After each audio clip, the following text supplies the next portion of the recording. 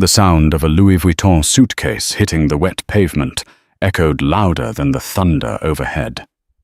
Natalie shivered, not just from the freezing rain soaking her thin dress, but from the brutal words that were still ringing in her ears: barren, defective, useless.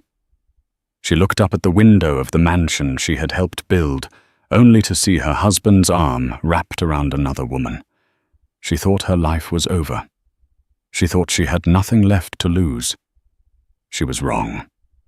A black Rolls-Royce Phantom rolled to a silent stop at the curb, the window sliding down to reveal the most dangerous man in the city. He didn't offer pity. He offered a choice. And that choice would burn her husband's world to the ground. The medical report landed on the mahogany desk with a sickening slap. It was a single piece of paper, but it held the weight of a death sentence. "Read it," Rachel said. His voice was cold, detached, the voice he used for employees. He was about to fire not the woman he had been married to for 5 years. Natalie's hands trembled as she reached for the document. The letterhead was from the Sterling Institute of Reproductive Medicine, one of the most prestigious and expensive clinics in New York. Her eyes scanned the bold text at the bottom. Irreversible ovarian failure. Probability of conception 0%. The room seemed to tilt. "Rachel, I don't understand. Dr. Sterling told me last week that my hormone levels were improving. He said," Dr. Sterling was being polite, Natalie. Rachel cut in. Standing up and walking over to the window that overlooked the sprawling estate in Greenwich, Connecticut. "He called me personally this morning. He didn't want to break your heart, so he told me the truth instead. You are broken, Natalie. You're a dead end." Natalie felt a sob choke her throat. She stood up her legs, feeling like lead. "Broken. Is that how you see me? After 5 years. After I sold my father's bakery to fund your first startup. After I worked double shifts at the firm so you could network." Rachel turned around, his face twisted in a sneer that made him look like a stranger. "That was business. This is legacy. My empire needs an heir, Natalie. I built Vanguard tech from nothing. I'm not going to let it die because my wife has a defective womb." "It's not just about a legacy, Rachel," Natalie screamed, the tears finally spilling over. "It's about us. We can adopt. We can use a surrogate. There are options." "I don't want options. I want my blood," he spat. "And I already have a solution." The double doors to the study opened. The clicking of high heels on the hardwood floor was sharp and rhythmic. Natalie froze. Tiffany walked in. She was Natalie's cousin, or she had been once, blonde, statuesque, and currently wearing a silk robe that Natalie recognized it was the one she had bought for her anniversary last month. "Tiffany," Natalie whispered, her stomach churning. "What are you doing here?" Tiffany didn't look at Natalie. She walked straight to Rachel, sliding her hand possessively onto his chest. Rachel covered her hand with his own, looking at her with a warmth he hadn't shown Natalie in years. "Tiffany is pregnant, Natalie," Rachel announced, his voice devoid of shame. "It's a boy. My son." The air left the room.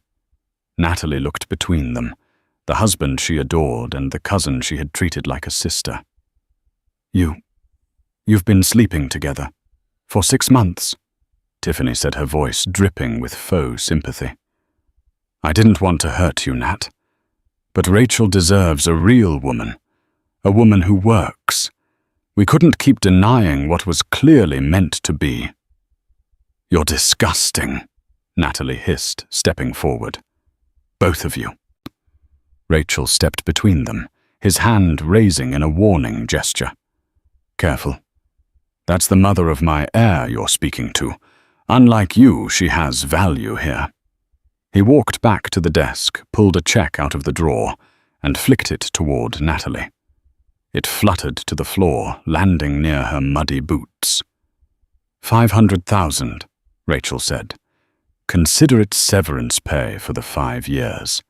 Pack your things. I want you out of the house by noon.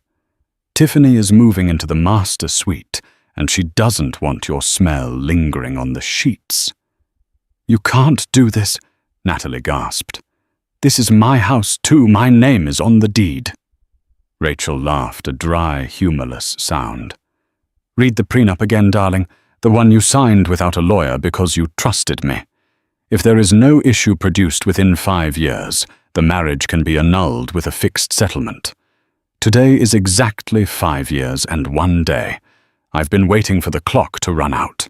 He checked his Rolex, a gift she had bought him for his 30th birthday. You have 45 minutes before security escorts you out. Don't make a scene, Natalie.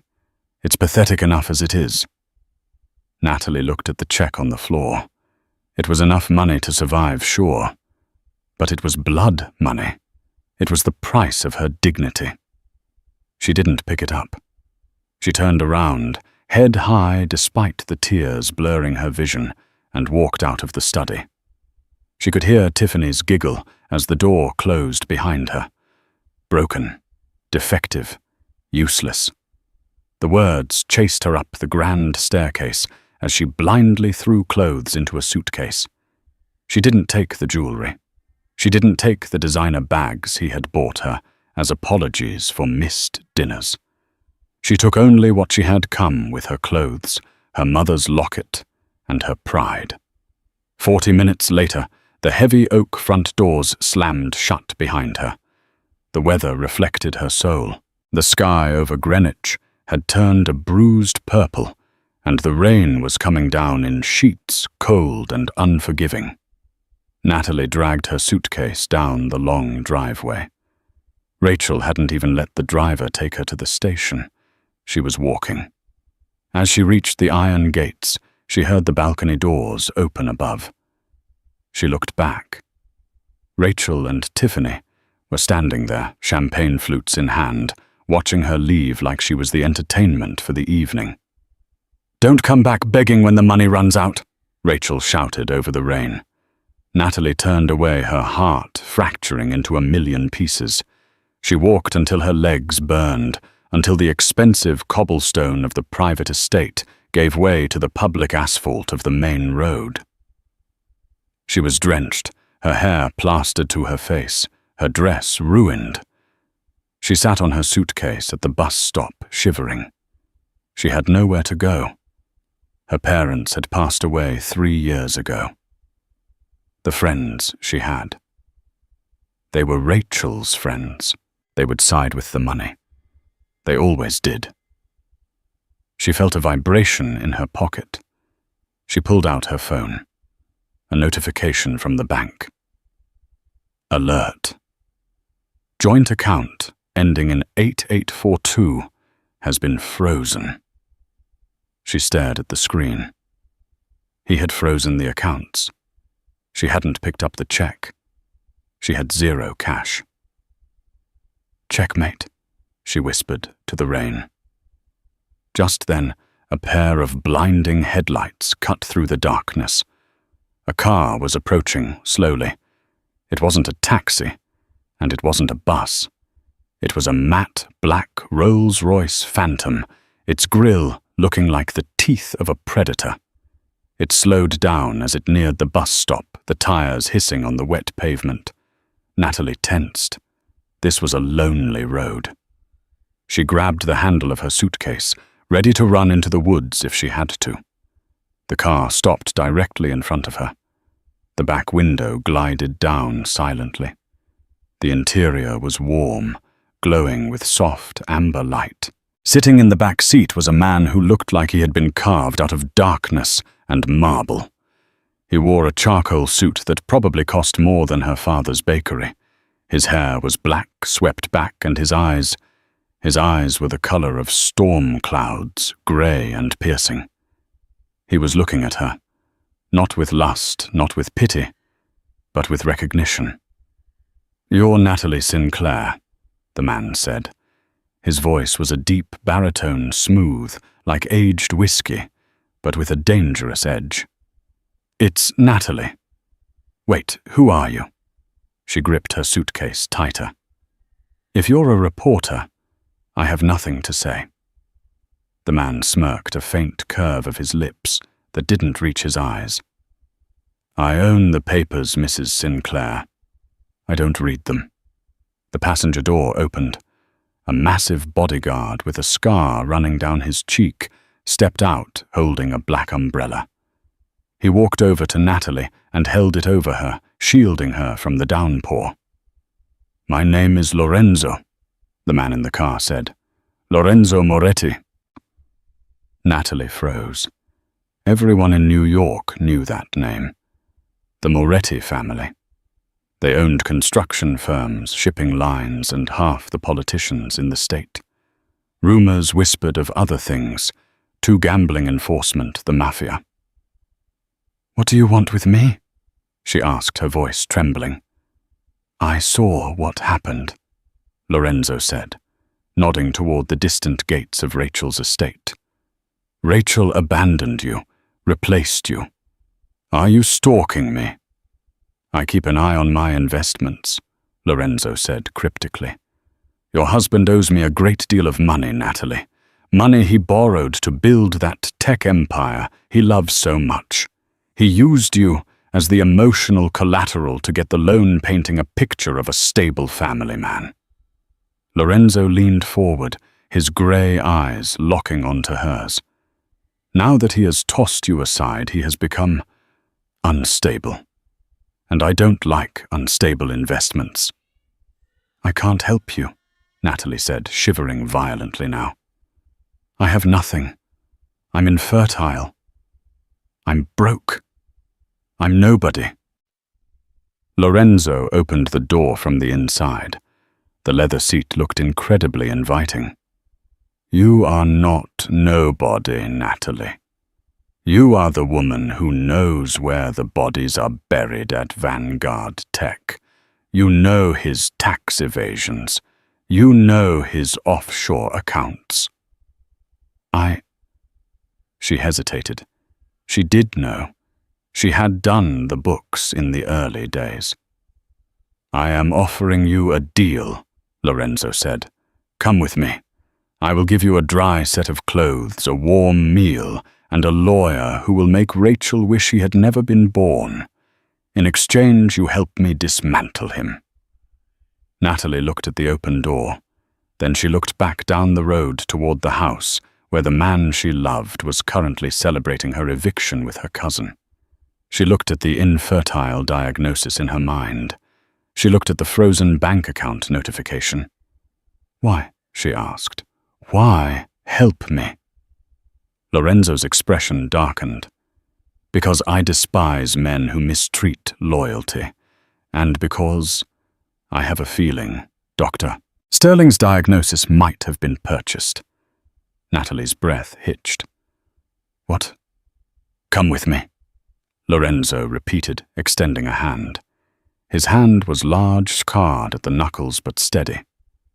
Get in the car, Natalie. Leave the girl who was a victim in the rain. Become the woman who takes everything back. The rain pounded against the umbrella. Natalie looked at his hand. It was a hand of the devil, surely. But the angels had abandoned her long ago. She reached out and took his hand. His grip was warm and firm.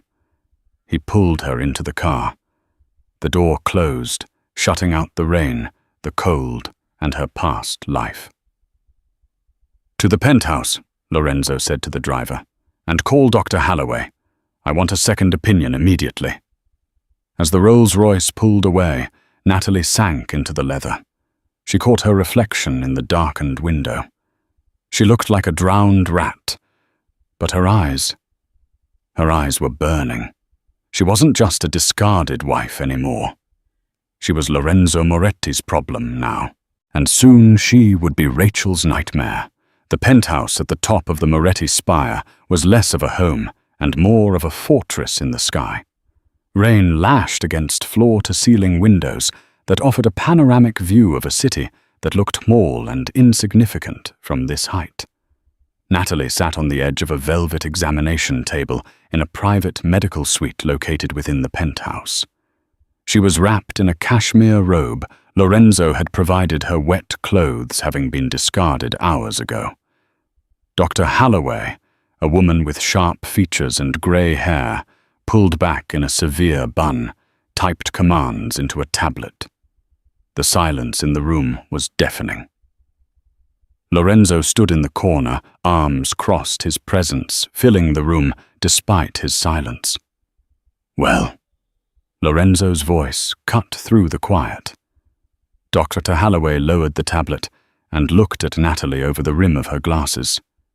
"Mrs. Sinclair, how long have you been taking Folitrax?" Natalie blinked, confused. "Folitrax? No, I don't take that. I just take the prenatal vitamins my cousin Tiffany recommended. She said they were organic, imported from Switzerland to help prepare my body." Lorenzo stepped forward, his eyes narrowing. "Tiffany given to you?" "Yes," Natalie whispered. "For 2 years, every morning with my smoothie." Dr. Holloway sighed, a sound of professional frustration. She turned the tablet screen toward Natalie. It showed a graph with a red line spiking off the chart. "Those weren't vitamins, dear," Dr. Holloway said bluntly. "We ran a full toxicology screen. Your blood is saturated with a synthetic hormone blocker, usually used for chemical castration in severe medical cases or, simply put, high-grade long-term contraception." The room spun. Natalie gripped the edge of the table. "What? You aren't infertile?" The doctor continued, her voice softening slightly. "Your reproductive system has been chemically induced into a coma. If you stop taking these pills immediately and undergo a flush treatment, your fertility should return to normal levels within 6 months. There is absolutely nothing wrong with you physically." A scream built up in Natalie's chest, but it couldn't escape. It just rattled inside her rib cage. Tiffany. She remembered Tiffany smiling as she handed her the pill organizer every week. "Just to make sure you're healthy, Nat. For the future baby." "They poisoned me." Natalie choked out, tears hot and fast streaming down her face. "My own cousin. My husband. He must have known. He paid for them." "He knew," Lorenzo said. His voice was a low growl like thunder rolling in the distance. "Rachel needed a reason to discard you that wouldn't void the prenup. If he divorced you for no reason, you'd get half. But if the marriage failed due to lack of issue, he kept everything. He didn't just cheat on you, Natalie. He systematically sterilized you to rob you of your settlement."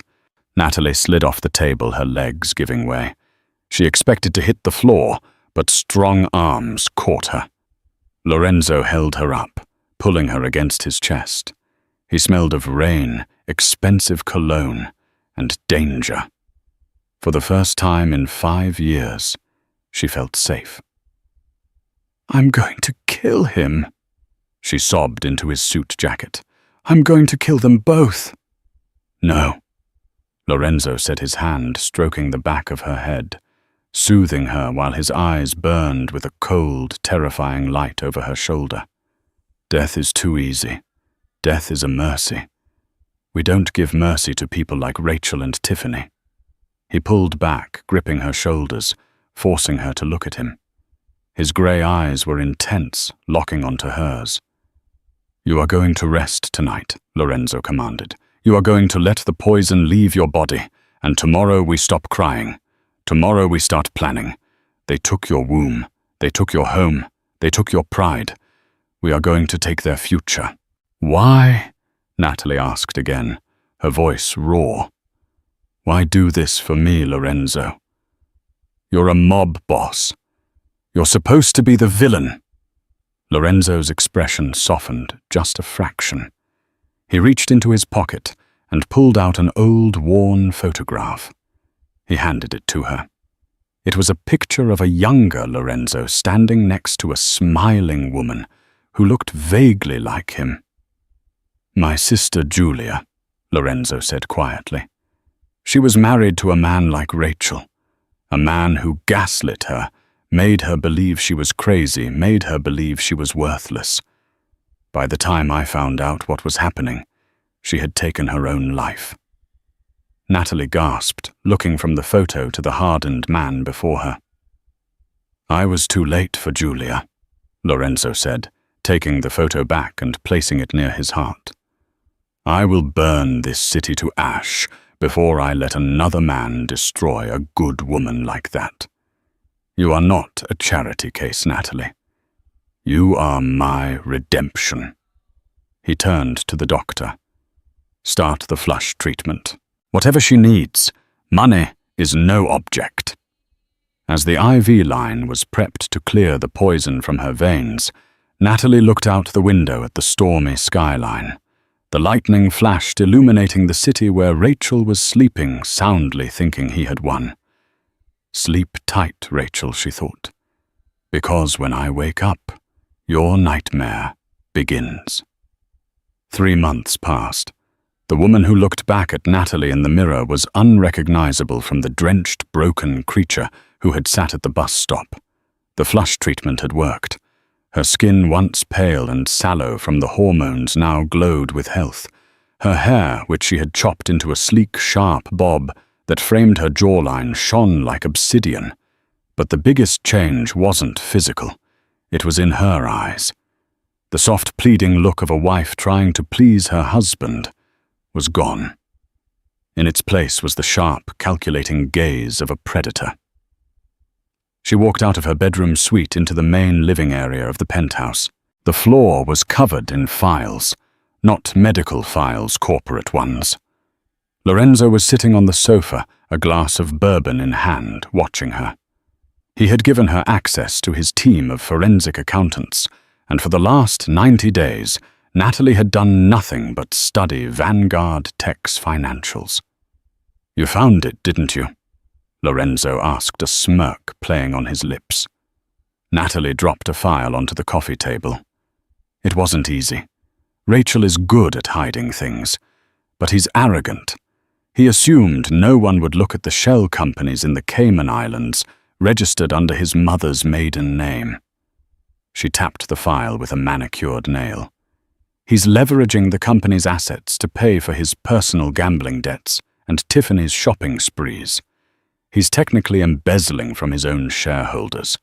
If this gets out, the SEC shuts him down and the stock price goes to zero." "We could leak it," Lorenzo suggested, testing her. "Destroy him by morning." "No," Natalie said, her voice cool. "If we leak it, he goes to jail maybe. But he still has his hidden cash. I don't want him in jail. I want him destitute. I want him to feel the panic of having nothing." She walked over to the window. "Next week is the Obsidian Gala. It's the biggest charity event of the year. Rachel is the keynote speaker. He's going to announce the IPO of his new subsidiary. That's where he's planning to secure the capital to cover his embezzlement tracks." And Lorenzo stood up, walking up behind her. The heat of his body was distracting, but she didn't pull away. Over the last 3 months, a tension had built between them, a silent electric current that neither had acknowledged, but both felt. And Natalie turned to face him. "I want to go. I want to buy the majority of the shares in the subsidiary before it goes public, using the shell company you set up for me. I want to walk in there on his arm, well, on your arm, and introduce myself as his new boss." Lorenzo laughed. It was a rich, genuine sound that transformed his face. "You want to perform a hostile takeover in a ball gown? Is that a problem?" "It's perfect," Lorenzo murmured. He reached out his fingers, grazing her cheek. "You are dangerous, Natalie. I think I created a monster." "You didn't create me, Lorenzo," she whispered, leaning into his touch slightly. "You just dusted me off." Lorenzo's thumb traced her lower lip. The air in the room grew heavy. He leaned in his grey eyes, searching hers for permission. When she didn't retreat, he closed the distance. The kiss was searing. It wasn't genital. It was a collision of two people who had been dancing around fire for months. His hands tangled in her hair, pulling her closer while hers gripped the lapels of his shirt. It tasted of bourbon and vengeance. When they finally broke apart, breathless, Lorenzo rested his forehead against hers. If we go to this gala together, Natalie, there is no going back. The world will know you are with me. You will be marked as a Moretti woman. That comes with a target on your back. I've been a target my whole life, Natalie said firmly. At least with you, I'm the one holding the gun. Lorenzo stepped back, straightening his jacket, though his eyes were still dark with desire. Then we have work to do. My stylist is coming at noon. I took the liberty of ordering a dress. Red. Red. Natalie raised an eyebrow. The color of war, Lorenzo said, walking toward his office. And the color of blood. The week leading up to the gala was a blur of strategy. Lorenzo's connections in the banking world allowed Natalie to quietly corner the market on Rachel's debt. She bought the promissory notes from the banks Rachel had borrowed from. Technically, she now owned his mortgage, his car loans, and the massive business loan he had taken out to pay off the initial investors. Meanwhile, reports from Lorenzo's spies painted a grim picture of life at the Greenwich estate. Tiffany was miserable. The heir had turned out to be a colicky baby who cried all night, and Tiffany, who had never worked a day in her life, was overwhelmed. Rachel was never home, spending his nights at casinos or late meetings, leaving his mistress-turned-wife to handle the domestic chaos alone. The fantasy romance had crumbled under the weight of reality. She called your old number yesterday, Lorenzo told Natalie over breakfast. Twice. Tiffany called me. Natalie paused, her fork hovering over her melon. Probably to complain, or to ask for help. She doesn't know the number is disconnected, Lorenzo said. She's realized that stealing a husband leaves you with a cheater. Natalie put her fork down. Let her rot. On the night of the Obsidian Gala, Natalie stood before the full-length mirror. The dress Lorenzo had chosen was spectacular, a deep blood-red silk that clung to her curves like a second skin, with a slit that went up to her thigh, and a back that plunged dangerously low. She wore diamond drop earrings that caught the light with every movement, a gift from Lorenzo that morning. Ready? Lorenzo stood in the doorway. He was wearing a tuxedo that fit him perfectly, a black velvet bow tie, adding a touch of old-world elegance. He looked devastatingly handsome. He stopped when he saw her. For a moment, the ruthless Mafia boss was speechless. You look... He cleared his throat. You look like a queen who is about to order an execution. Natalie smiled a cold, sharp smile. She picked up a clutch purse. Inside was a USB drive containing the evidence of Rachel's fraud and the legal documents proving she now owned his debt. Shall we? She asked. Lorenzo offered his arm. After you, Mrs. Moretti. Or should I say the future CEO of Vanguard Tech? Let's stick with Natalie for tonight, she said, taking his arm. I want to see the look on his face when he realizes the barren wife he threw out is the one holding the keys to his kingdom. They walked to the private elevator. As the doors closed, Natalie took a deep breath. The victim was dead. Tonight, the Avenger was born. The grand ballroom of the Pierre Hotel was a sea of black ties and glittering designer gowns. The air smelled of expensive perfume and even more expensive desperation. This was where the city's elite came to measure each other's net worth.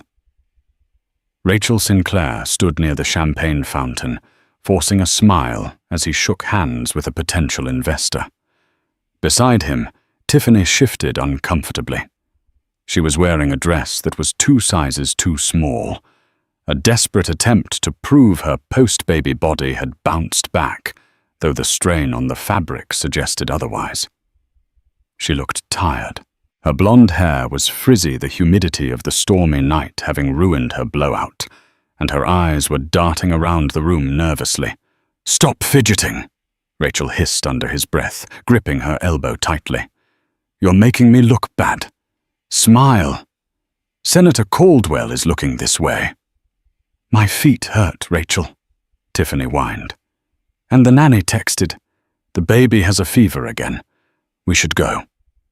"We are not going anywhere," Rachel snapped, his veneer of charm cracking. "I have to announce the Vanguard IPO in 20 minutes. If I don't secure the anchor investors tonight, the loan interest will eat us alive next month. Just stand there and look pretty. It's the only thing you're good at." Tiffany flinched, tears welling in her eyes. "You never spoke to Natalie like that." "Natalie knew how to behave in public," Rachel muttered, turning away from her to flag down a waiter. Suddenly, the hum of conversation in the ballroom died down. It started near the entrance, a hush that spread like a wave across the room. The string quartet even faltered, missing a beat. Heads turned. Whispers erupted. Rachel frowned and looked toward the grand staircase. Who is making an entrance this late? Then he saw them. At the top of the stairs stood Lorenzo Moretti. He was a figure of pure intimidation, his tuxedo cutting a sharp silhouette against the gold leaf decor. But it wasn't Lorenzo who stole the oxygen from the room. It was the woman on his arm. She was a vision in blood-red silk. The dress flowed over her body like liquid fire, the slit revealing a leg toned to perfection. Her hair was a sharp, dark helmet of gloss, and her face was striking. Rachel squinted. He knew that walk. He knew the curve of that neck. But it was impossible. "Is that—" Tiffany gasped, her hand flying to her mouth. "Is that Natalie?" "No," Rachel said, his voice shaking slightly. "Natalie is in a shelter somewhere. She's broke. That woman is... She's wearing $100,000 worth of diamonds." Natalie and Lorenzo began to descend the stairs. Every eye was on them. The paparazzi, usually kept behind a velvet rope, went into a frenzy, their flashes creating a stroboscopic effect around the couple. As they reached the bottom of the stairs, the crowd parted for them like the Red Sea. Lorenzo guided Natalie straight through the center of the room, heading directly toward the VIP section, toward Rachel. Rachel felt a cold sweat break out on his forehead. He straightened his tie, his heart hammering against his ribs. Natalie stopped 3 feet away from him. Up close, she was even more breathtaking. The mousy, eager-to-please wife he had discarded was gone. This woman looked like she could eat him alive. "Hello, Rachel," Natalie said.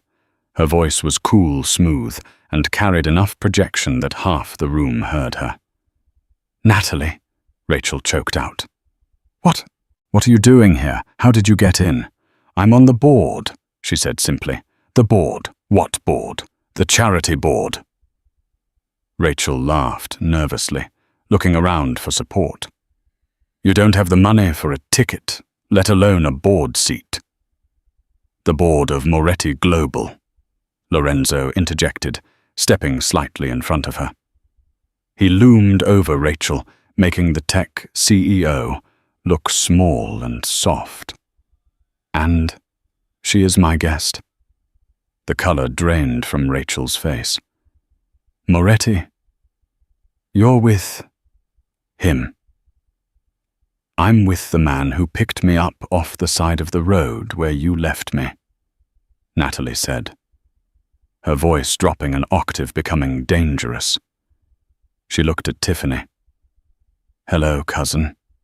You look exhausted." Motherhood, not quite the fairy tale you thought it would be. Tiffany looked down, ashamed. "Nat, save it." Natalie cut her off. She turned back to Rachel. "I hear you're making a big announcement tonight. The Vanguard IPO." "Yes," Rachel said, puffing out his chest, trying to regain his composure. "We're going public. The stock is projected to open at $40 a share. I'm going to be a billionaire by morning, Natalie. You walked away too soon."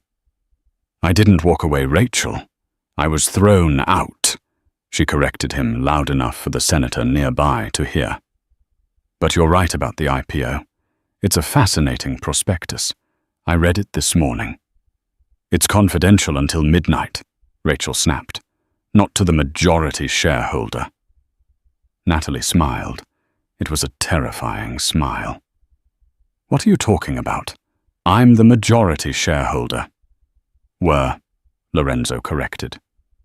"As of 4:00 p.m. today, Titan Holdings acquired 51% of the private equity debt you used to leverage the expansion. And since you missed your last 2 interest payments while buying your mistress a Porsche," Lorenzo gestured to Natalie, "my partner here executed the default clause." Rachel stumbled back as if he'd been punched. "Titan Holdings, that's a shell company." "My shell company," Natalie said softly.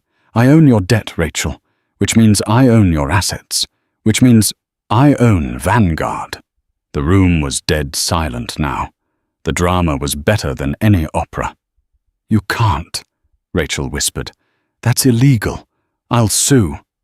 "Read the fine print of the loan agreement you signed with the Cayman banks," Natalie said, stepping closer.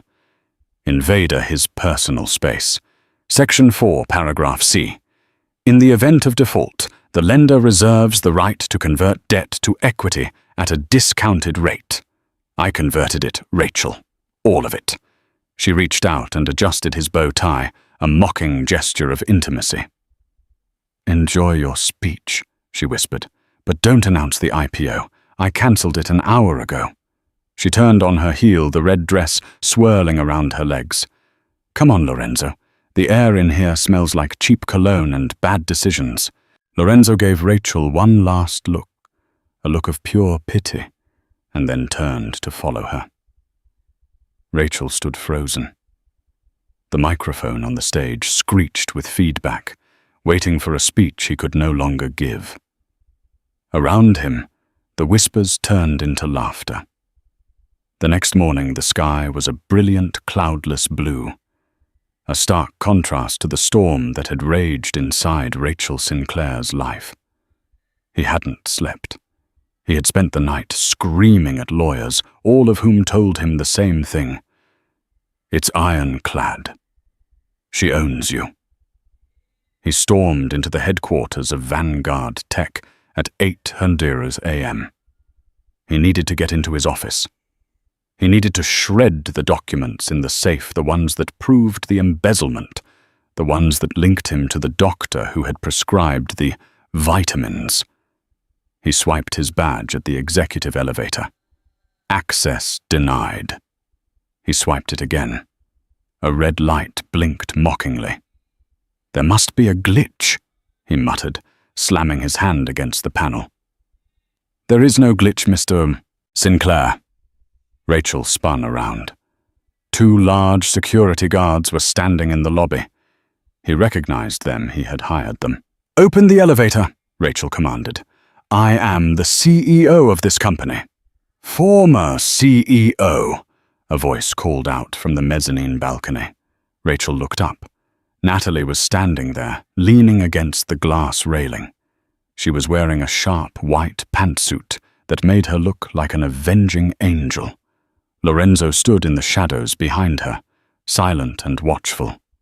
"Natalie!" Rachel shouted, his voice echoing in the marble lobby. "Stop this madness. We can talk. We can make a deal. Come up to the boardroom," Natalie called down. Security escort him, and check him for weapons." 5 minutes later, Rachel was shoved into the boardroom, the same room where he had built his empire. Natalie sat at the head of the long oak table. His seat, Lorenzo sat to her right. To her left was a stack of files. "Sit," Natalie commanded. Rachel sank into a guest chair, looking deflated. "Natalie, listen. I know you're angry. You have every right to be. But destroying the company destroys your payout, too. Let's be rational. I can give you half. I can give you the house back."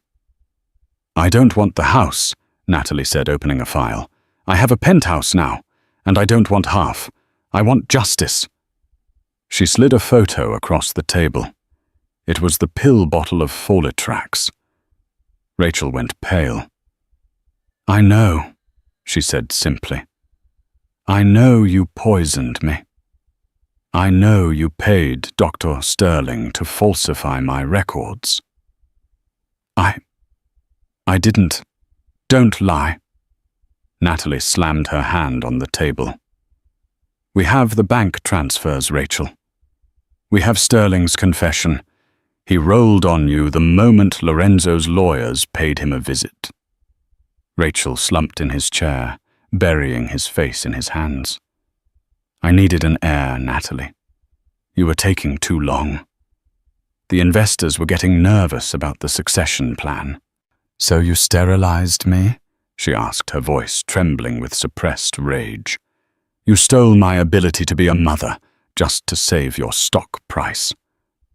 "I didn't think it would be permanent," Rachel cried. "It was just supposed to stop you from conceiving, so I had grounds for the annulment." "You played God with my body," Natalie said, her voice icy. "And now I am playing God with your life." She pressed a button on the intercom. "Send her in." The door opened. Tiffany walked in. She was carrying the baby in a carrier, looking disheveled and terrified. She had a black eye, fresh, likely from the night before. "Tiffany." Rachel looked up. "What are you doing here?" Tiffany didn't look at him. She walked straight to Natalie and fell to her knees. "Please," Tiffany sobbed. "Please, Nat. I didn't know about the money stuff. I just wanted to be loved. He hit me last night. He blamed me for everything. I have nowhere to go. He drained our joint account." Natalie looked at her cousin, the woman who had betrayed her in the worst way possible. Then she looked at the baby, sleeping in the carrier. An innocent child caught in a war of greedy adults. "Get up," Natalie said. "Will you help me?" Tiffany begged. "I'll testify against him. I'll tell everyone about the pills. I saw him crushing them into your smoothies once, I swear." "You knew," Natalie said. "Don't pretend you didn't." Tiffany sobbed harder. Natalie sighed. She wrote something on a piece of paper and slid it to Tiffany. "This is the address of a women's shelter in Vermont. It's fully funded by the Moretti Foundation. They will give you a room, food, and legal aid to file for custody and a restraining order." "Thank you," Tiffany wept, grabbing the paper. "Thank you, Nat." "I'm not doing it for you," Natalie said coldly. "I'm doing it for the baby. Now get out of my sight. If I see you again, I won't be so generous." Tiffany scrambled out of the room, clutching her child. Now it was just Rachel. "You took my wife. You took my money." Rachel sneered, his fear turning into hate. "What's left? Are you going to kill me, Moretti?" He looked at Lorenzo. Lorenzo leaned forward, resting his elbows on the table. "I promised Natalie I wouldn't kill you. It would be too quick." Natalie stood up. "You are fired, Rachel, for cause, embezzlement, corporate fraud, and moral turpitude." "You can't fire me. I built this, and I funded it," Natalie shouted back. "My father's bakery money started this company, and now I am ending your tenure." She tossed a final document at him. The SEC is waiting in the lobby, along with the district attorney. We handed over the evidence of the embezzlement this morning. You're looking at 15 to 20 years in federal prison." Rachel's eyes bulged. He scrambled up, running toward the window, looking for an escape, but there was nowhere to go. The doors burst open. Federal agents in windbreakers swarmed the room. "Rachel Sinclair, you are under arrest," an agent barked, spinning him around and slamming him against the table. As the cuffs clicked shut, Rachel looked at Natalie one last time. "You loved me once?" he pleaded. Natalie looked at him, her grey eyes dry and clear. She felt for the locket around her neck, the one thing she had kept. "I loved the man I thought you were," she said. "But that man never existed." "Take him away," Lorenzo commanded. As Rachel was dragged out, screaming obscenities, silence fell over the boardroom. Natalie stood there, her hands shaking slightly. It was done. The monster was in a cage. The traitor was exiled. Lorenzo stood up and walked over to her. He didn't say a word.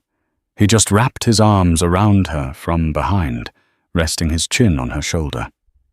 They stood there together, looking out over the city. "Is it enough?" Lorenzo asked softly. Natalie took a deep breath. "It's a start."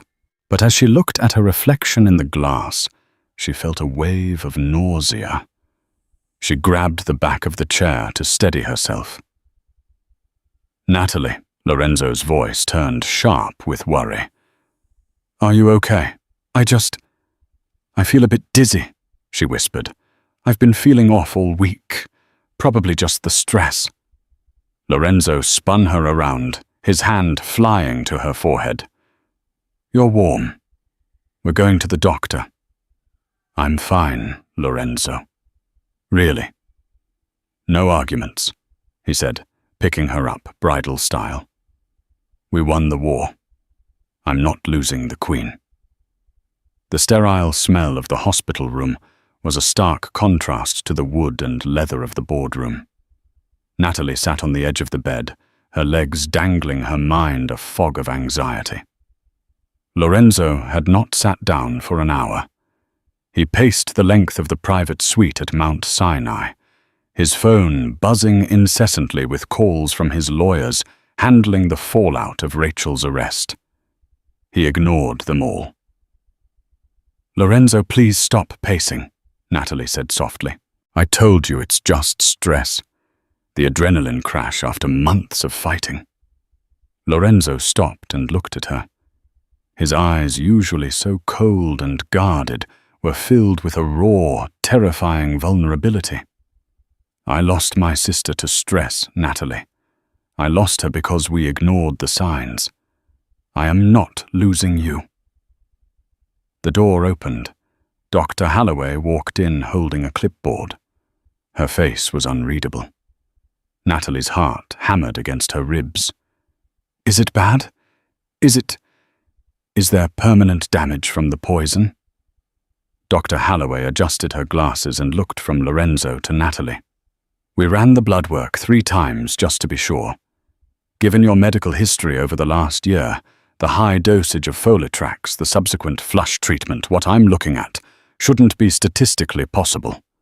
Lorenzo stepped forward, his voice low and dangerous. "Speak plainly, doctor. What is wrong with her?" "Nothing is wrong, Mr. Moretti."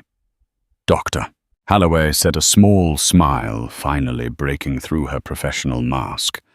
"In fact, everything is perfectly right." She turned the clipboard around. "Your HCG levels are through the roof, Natalie. You aren't sick. You're 8 weeks pregnant."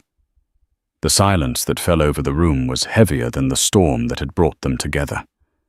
Natalie stared at the doctor. "No, that's impossible. The report..." "Rachel said I was broken. Even with the flush, you said it would take 6 months to even try. The human body is resilient specifically when it is no longer being poisoned," Dr. Holloway explained gently. The flush cleared your system faster than we anticipated. And, well, nature found a way. Natalie's hand drifted to her stomach.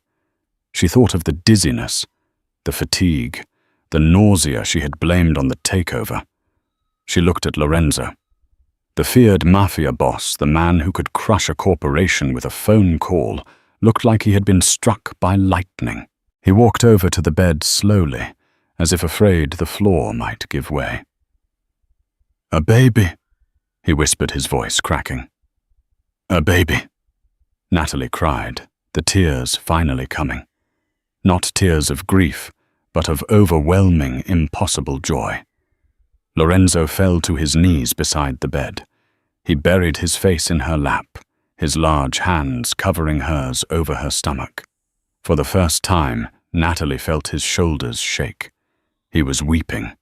The ghost of his sister, the weight of his violent life, it all seemed to wash away in the face of this new life. "He threw you away," Lorenzo murmured into her dress. "He threw you away because he thought you were barren. And now we have everything he wanted." Natalie finished stroking Lorenzo's hair. "And we have everything we deserved." 1 year later, the sun was setting over New York City, casting a golden glow over the terrace of the Moretti-Sinclair Tower. Natalie stood by the railing, rocking a stroller back and forth. Inside, 6-month-old Leo was fast asleep, his dark hair a perfect match for his father's. Life had changed. Vanguard Tech had been rebranded and absorbed into the Moretti empire. Natalie ran the charitable division, focusing on helping women escape abusive marriages. As for Rachel, Natalie took a sip of her iced tea and glanced at the newspaper on the patio table. Disgraced CEO, sentenced to 25 years. Rachel Sinclair, former head of Vanguard Tech, was sentenced today for massive fraud, embezzlement, and assault. His plea for leniency was denied. There was a picture of him in an orange jumpsuit, looking 10 years older, hollow and broken. He had lost the company. He had lost the money. He had lost the legacy. And somewhere in a small apartment in Vermont, Tiffany was raising her son alone, safe but humble, working as a receptionist. She sent Natalie a card every Christmas. Natalie never replied, but she didn't return them either. Thinking about the past, Natalie turned. Lorenzo walked onto the terrace. He had traded his stark black suits for a softer navy linen shirt, sleeves rolled up. He looked lighter, happier. "No," Natalie smiled, looking down at their son. "I was just thinking about how grateful I am for the rain." "The rain?" Lorenzo asked, wrapping his arms around her waist and kissing her neck. "The rain that night," she said, leaning back into him. "If he hadn't thrown me out in the storm, if I hadn't sat at that bus stop, I never would have seen your headlights." Lorenzo rested his chin on her shoulder, looking at the sleeping baby. "I didn't save you, Natalie. You saved me. I was a man walking in the dark until I found you." "We saved each other," she whispered. Below them, the city lights began to twinkle on millions of lives being lived. But up here in their fortress, they had won the only game that mattered. The barren wife was a mother. The villain was a father. And the man who wanted to be a king was rotting in a cage of his own making. Natalie Moretti smiled, turned off the baby monitor, and kissed her husband. The best revenge wasn't destroying Rachel. The best revenge was being happy without him. And that is the incredible story of Natalie and Lorenzo, from being thrown out into the rain and told she was useless to taking over the empire and building a family with the man who truly valued her. This is the definition of hard karma. Rachel got exactly what he deserved, a lonely cell and the knowledge that his infertile wife gave a son to his enemy. What do you think? Did Rachel deserve a harsher punishment, or is 25 years in prison enough justice? And would you have forgiven Tiffany if you were in Natalie's shoes? Let me know your thoughts in the comments below. If you enjoyed this story of revenge, romance, and justice, please hit that like button. It really helps the channel. And don't forget to subscribe and turn on notifications so you never miss the next dramatic story. Thanks for watching, and I'll see you in the next video.